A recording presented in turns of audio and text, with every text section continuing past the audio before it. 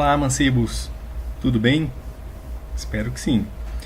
Se você assistiu o vídeo anterior, você deve se lembrar que eu havia dito que as medidas elas são um indicador da boa ciência e que essa fala está associada ao Lord Kelvin, lá no século XIX. Então eu deixei para comentar um pouco mais sobre ciência e especificamente sobre medições científicas nesse vídeo. Então nós vamos comentar cientificamente algumas medições e a primeira dela é como Eratóstenes mediu o tamanho da Terra. Pois bem, pensa na seguinte situação: raios solares incidindo verticalmente sobre a cidade de Siena. Usando os dados da Biblioteca de Alexandria, Eratóstenes teve a seguinte informação, de que no dia 22 de junho, por exemplo, quando ocorre um solstício de verão, a gente teria o Sol a pino, exatamente na situação em que os raios incidem verticalmente sobre essa cidade. Então existia um poço aqui nessa cidade, em que se você olhasse para dentro do poço, você conseguiria ver o fundo desse poço. Ok? Beleza. Então Eratóstenes pensou da seguinte maneira: bom, se houver um prolongamento desse raio, né, que aqui está representado pela linha tracejada verde, então um prolongamento desse raio, ok? E aí ele pensou também algo equivalente para uma outra cidade, que é Alexandria, a 800 quilômetros de distância da cidade de Siena. Bom, então, se fosse pegado uma linha vertical, né, que passa por Alexandria, né, essa linha aqui ela ia encontrar aquela outra linha que passa por Siena. E exatamente nesse ponto de encontro, nós teríamos o centro da Terra. Bom, usando as informações lá, Eratóstenes detectou que esse ângulo aqui era de 7,1 graus, o que corresponde a 1 sobre 50 desse comprimento da circunferência total. Ora, se esse ângulo de 7,1 graus corresponde a 1/50 de tudo isso, significa que todo esse comprimento aqui, que vai ser o equivalente ao tamanho da Terra, né, era 50 vezes isso. Bom, se a distância entre Siena e Alexandria é o que? 800 quilômetros, então foi estipulado que por Eratóstenes que o tamanho da Terra seria 50 vezes esse pedacinho, ok? Ou seja, 50 vezes 800. Beleza. Há um outro raciocínio. Foi colocado em Alexandria uma estaca. Essa estaca, ela projetava uma sombra. E o tamanho da sombra em relação à estaca era a seguinte: a sombra que a estaca projetava era 1/8 do tamanho da estaca. Ok? Então, fazendo alguns artifícios matemáticos, a gente teria a seguinte proporção simples: o tamanho da sombra da estaca dividido pelo tamanho da estaca era igual à distância entre Alexandria e Siena dividido pelo raio da Terra. Ok? Isso ficaria mais simples se a gente pudesse fazer uma comparação entre triângulos, né? Aqui o triângulo desenhado aqui em azul claro e o triângulo desenhado aqui pela vareta e pela sombra projetada no chão da Terra. Mas enfim, a minha preocupação nesse primeiro momento de discussão de medidas científicas não é mostrar as contas, mas sim que elas foram feitas há muito tempo atrás e que isso tem tudo a ver com uma discussão sobre o que é ciência. Uma segunda medida que foi feita também é sobre o tamanho da Lua. O tamanho da Lua está relacionado com, se não me engano, é o filósofo Aristarco. Como que Aristarco determinou o tamanho da Lua? Aí tem o seguinte raciocínio: ele comparou a Lua e a Terra assistindo a um eclipse da Lua, né? Que está configurado aqui nessa situação, ó, um eclipse lunar. A Terra, como qualquer corpo iluminado pelo Sol, vai produzir uma sombra, ok? Vai projetar uma sombra. Um eclipse da Lua é um evento no qual a Lua vai passar dentro dessa sombra aqui que a Terra vai produzir, vai projetar. Okay? Então Aristarco estudou cuidadosamente esse evento e descobriu que a largura da sombra da Terra sobre a Lua era 2,5 vezes o tamanho da Lua. Isso parece indicar que o diâmetro da Lua, né? Então o diâmetro da Lua seria 2 vezes menor do que o da Terra, ok? Mas, devido ao enorme tamanho do Sol, ok? O que acontece é que essa Lua, que essa sombra, ela vai ser afunilada, ela vai formar uma espécie de cone, ok? Então, devido a esse tamanho do Sol e a essa sombra da Terra que vai se estreitando, vai ser evidenciado por um eclipse solar, que já é uma outra configuração, ok? Durante o fenômeno, a Terra intercepta a sombra da Lua. Então, no eclipse solar, o que vai acontecer é que aqui na Terra vai ser projetada a sombra da Lua. A sombra da Lua ela vai se estreitar até quase se tornar um ponto sobre a superfície da Terra. E esse estreitamento, que vai acontecer também no eclipse solar, e não só aqui no lunar, esse estreitamento aqui, Eratóstenes calculou como sendo mais ou menos de um diâmetro lunar. Ok? Então, se aqui tem um certo estreitamento e aqui também tem um certo estreitamento, o raciocínio de Eratóstenes foi da seguinte maneira: levando em conta o estreitamento do feixe de raios de luz do Sol, o diâmetro da Terra deveria ser 2,5 vezes mais 1, porque aqui tem um estreitamento e aqui também tem um estreitamento, só que aqui estreita um diâmetro lunar, ok? E aqui tem mais 2,5. Então esse diâmetro seria 2,5 mais 1, ok? Que vai dar 3,5. Dessa maneira, foi mostrado que o diâmetro da Lua é 1 sobre 3,5 do diâmetro da Terra, ok? Uma outra medição importante que foi feita está relacionado com a distância da Lua.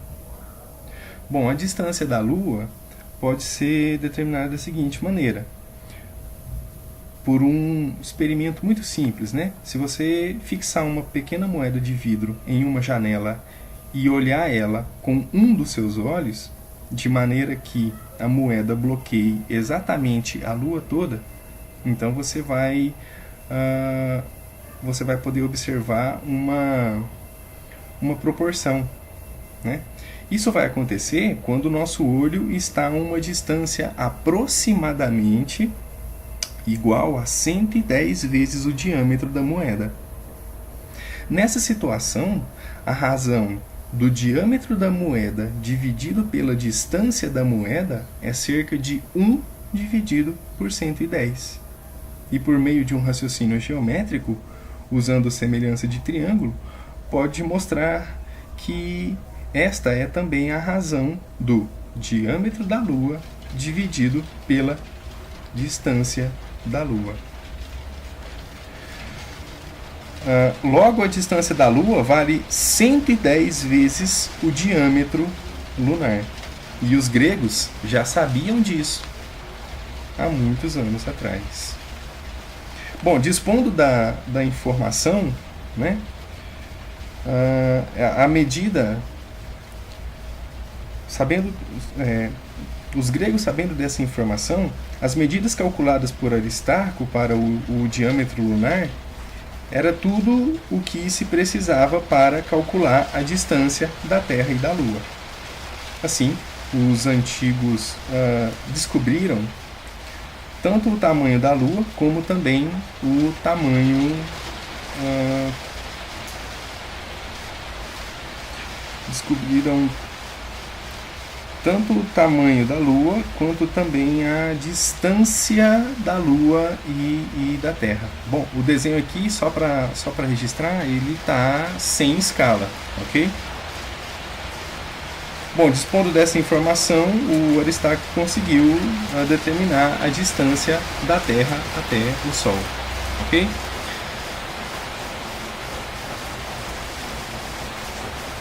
Como que foi feito isso? Da seguinte maneira: quando você consegue com uma moeda eclipsar a Lua totalmente, a razão do diâmetro da moeda, ok, dividido pela distância da moeda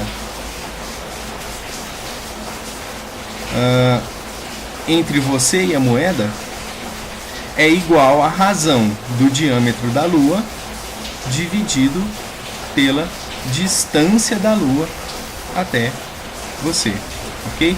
Então, essa razão, ela vai dar 1 dividido por 110. Uma outra coisa, a distância do Sol. Bom, você pode usar um raciocínio semelhante ao da moeda, ok? Se você conseguir eclipsar o Sol com uma moeda, você vai obter a mesma proporção de 1 para 110. Mas um outro argumento está relacionado com uma medida que foi feita também usando um pouco de trigonometria. Bom, tem um teorema na trigonometria que estabelece que se você conhece todos os ângulos de um triângulo retângulo, mais o comprimento de um de seus lados, ok? Você consegue determinar a medida de um dos outros lados. Então, na seguinte situação, em que você tem a Lua metade iluminada, então você teria um alinhamento entre a Terra e a Lua, ok? Então, sabendo que a Lua está metade iluminada, ela está de frente para o Sol, ok? Está aqui. Bom, se você está vendo a Lua meio iluminada, a Terra está aqui do lado. Bom, então aqui já formou um ângulo de 90 graus, ok? Pois bem, aí o que foi feito, acho que se eu não me engano foi Aristarco também. Ele mediu, né? Ele como observador aqui na Terra, mediu esse ângulo aqui, em que ele podia ver exatamente o Sol e a Lua, aqui representado pelo ângulo X. Bom, com a medida desse ângulo e já sabendo a distância entre Lua e Terra, comentado aí no slide anterior, e usando um pouco de trigonometria, ele conseguiu medir o tamanho desse lado aqui do triângulo, ó, que como é um triângulo retângulo, é exatamente a hipotenusa do triângulo. Fazendo um resumo então do raciocínio. Quando a Lua aparece metade cheia, o Sol, a Lua e a Terra formam um triângulo retângulo. E aqui não está em escala na figura, hein? Ok? A hipotenusa, que é esse lado aqui, ok? Então a hipotenusa vai ser a distância entre a Terra e o Sol. Por trigonometria simples, a hipotenusa de um triângulo retângulo pode ser obtida se você conhece a medida de um dos ângulos, que não é o ângulo reto, então seria esse ângulo aqui, ok? E o comprimento de um dos catetos, ou esse cateto aqui, ok? E esse cateto aqui, que é a distância Terra-Lua, já era sabido, ok? Então a distância Terra-Lua era um cateto conhecido. Medindo o ângulo X, foi conseguido calcular a distância da Terra e do Sol, ok? Essa distância aí deu 150 milhões de quilômetros. Por fim, uma outra medida é o tamanho do Sol. Muito bem. O tamanho do Sol, a gente tem aqui representado no desenho uma experiência simples que você pode fazer, né? Que é para poder medir exatamente o tamanho do Sol. Talvez não tão exatamente, né? Tiro exatamente da minha fala. Mas para você medir o tamanho do Sol, como que poderia ser feito? De novo, uma proporção simples, ok? Bom, a mancha arredondada do Sol, né, que vai ser projetada por um papel onde se fez um furo bem pequeno, né, vai ser exatamente uma imagem do Sol, ok? A razão do diâmetro dividido pela distância é igual à razão do diâmetro do Sol dividido pela distância do Sol até a Terra. Então, como essa hipotenusa aqui, né, do slide anterior a gente já tem conhecido, 150 milhões de quilômetros, usando essa proporção simples, ok? Diâmetro da imagem do Sol formada no chão, dividido por H, que é a distância entre a imagem e a folha de papel, ok? Igual a adesão, que é o diâmetro do Sol, dividido pela distância do Sol até a Terra, que é 150 milhões de quilômetros. Olha que interessante. Também deu 1 sobre 110. Igual havia dado lá para a Lua, né? Ah, mas o que significa isso? Né? Que essa proporção de 1 sobre 110 está aparecendo tanto para a medida da Lua, né? do tamanho da Lua, quanto também para o tamanho do Sol. É porque, aparentemente, visto da Terra, tanto a Lua quanto o Sol, eles têm o mesmo tamanho, ok? Mas isso é uma medida aparente pelos nossos olhos, porque, de fato, eles não têm o mesmo tamanho, não, ok?